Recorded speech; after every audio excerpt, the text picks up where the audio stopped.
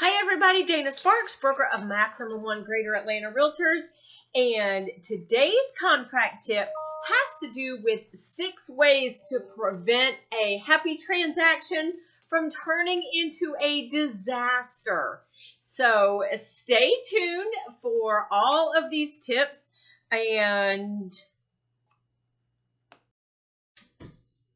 I am hoping that they will make sure that you as a real estate agent can set the expectations with your clients in such a manner that you exceed their expectations, and a happy transaction stays a happy transaction.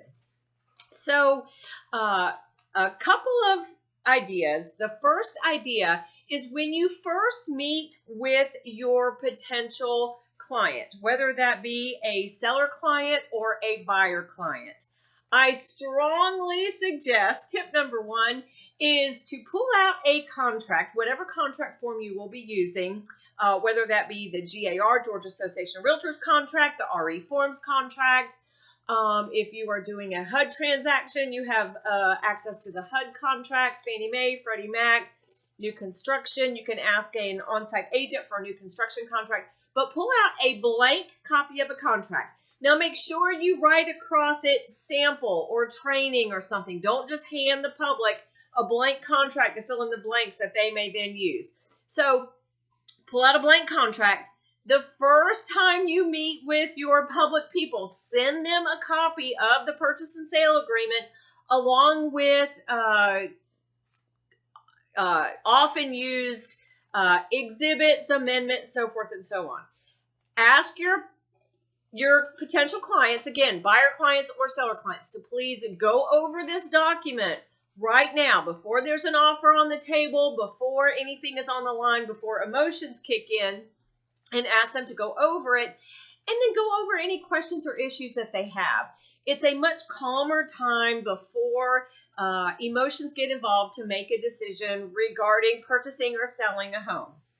Tip number 2, when you do get an offer or a counter offer or an amendment or any kind of document that you need for your client or customer to sign, when you receive it or you initiate it, do not send it immediately through an e-sign software program, whether that be through Remind Docs Plus on FMLS or AuthentiSign through Georgia MLS or DotLoop or whatever, or DocuSign, whatever programming you use to send your contract forms for or electronic signatures to your public people. Before you ever do that, fill in whatever information it is that you want to have your client sign. Download that to your computer. Save it as a PDF. Send your client just the PDF form, not through the e-sign programming. And then call them up on the phone or meet with them in person and go over that document with the terms filled in. Make sure they understand what it is that they are agreeing to and the consequences of their what they're going to agree to before they have a chance to sign it. The issue is with a lot of these e-sign software programs, the consumer, when they receive it, even you, when you receive yours, you have the option to just, it might just go from signature place to signature place to signature place. And there might be some clients that either don't take the time or aren't familiar enough with how to go through and actually read the document before just signing it. So again, tip number 2, send them the offer, counter offer, amendment, exhibit as a PDF first. Go over it with them, make sure they understand, and then send it through the e-sign software programming that you use for them to sign it. Number 3, do a walkthrough before closing with your buyer clients and with your seller clients. Make sure, depending on what the parties have agreed to in the contract, that the property does meet everybody's expectations before you go to closing. In other words, if it's supposed to be vacant, make sure it is vacant. We've had a lot of issues lately where the property possession was supposed to take place at closing and the buyer, for whatever reason, has not done a walkthrough prior to closing. They close on the property. They go to they close the transaction. They go to the property, and are still people there or personal possessions there. Again, a lot of these issues can be avoided prior to closing via negotiations with amendments, so forth and so on. And just make sure that everyone is on the same page regarding the status of the property before you go to closing. And a final walkthrough is a great way to achieve that. Number 4, make sure your parties understand their termination rights before they sign an offer, a counteroffer, an amendment, an exhibit, so forth and so on. There are, generally speaking, in our purchase and sale agreements, there are many more termination rights via contingencies, meeting or not meeting contingencies, or terminating a contract based on contingencies for a buyer in a contract rather than a seller in a contract. So make sure that your sellers understand that once they sign a contract, generally speaking, there are very few termination rights. And when I say rights, anybody can terminate a contract for anything. The issue is, are they terminating by a contingency that was agreed upon between the buyer and the seller, or are they terminating by default? And are there penalties for that default, whether generally speaking financial penalties, but there could be other penalties. So make sure your parties understand what termination rights there are and are not in a contract before they sign that contract. And along with that, bonus tip number 4.5 is make sure that everybody is on the same page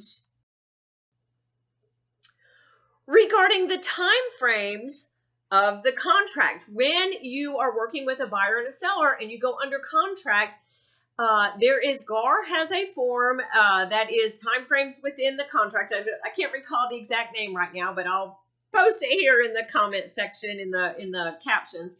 And that is a great document once you go under contract to fill it out and share it with your clients and share it with your co-op agent. That puts everybody on the same page regarding the time frames within the contract. Binding agreement date, contingency time frames, when paperwork is due, when obligations are due, so forth and so on. And that way everybody is hopefully on the same page regarding the time frames, and there's no misunderstanding if the contract is calling for a calendar day versus a banking day versus a business day, which those are defined in the Georgia Association of Realtors contracts and the RE Forms contract package. Tip number 5, make sure that your buyers and your sellers understand that just because they might propose an exhibit or an amendment, if it is not fully signed by both parties, by buyers and sellers, it is not part of the contract. So just because you as the agent go over issues with your client and you write up an amendment and send it to the other party, unless it is signed by the other party and sent back to you, it is not part of the contract. And once buyers and sellers are binding, there is nothing compelling a party to agree to an amendment, to change the terms that they agreed upon when they went binding. There's a lot of misunderstanding in the public that a proposed amendment is part of the contract. It is not part of the contract. And likewise, a proposed amendment to address concerns during your due diligence period, if it is not answered or responded to, it does not extend the due diligence period. So again, proposed amendments only signed by one party are not part of the contract, have no bearing on the contract. Likewise, an amendment that is only signed by agents and not signed by the actual parties to the contract, who are the buyers and the sellers, are not part of the contract. You guys as agents, you may not bind the public to terms. So your signature on an amendment, on an exhibit, on an addendum, on a purchase and sale agreement has no bearing to the responsibilities or consequences of or terms of your public buyers and sellers. They must sign those documents. You cannot bind your parties to terms. And the last tip is make sure that you disclose any and everything to your public buyers and sellers so that they can go into a contract and proceed with an offer, with a contract, with the negotiations, with consented and informed, with educated and informed consent. So what do I mean by that?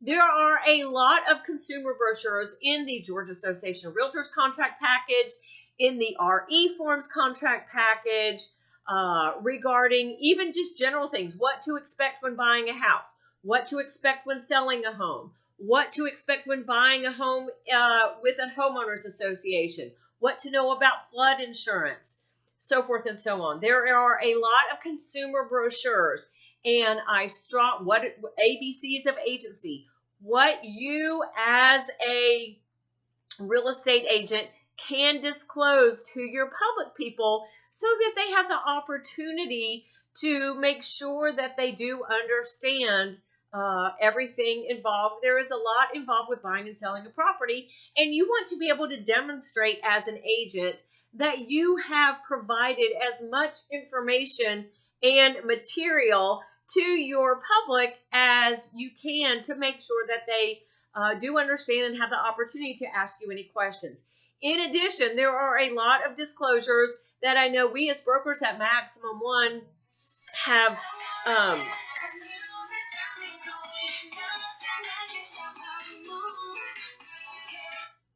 there are a lot of disclosures that we as brokers at Maximum One Realty companies have created for you, Maximum One agents. If you're not a Maximum One agent, please check with your broker.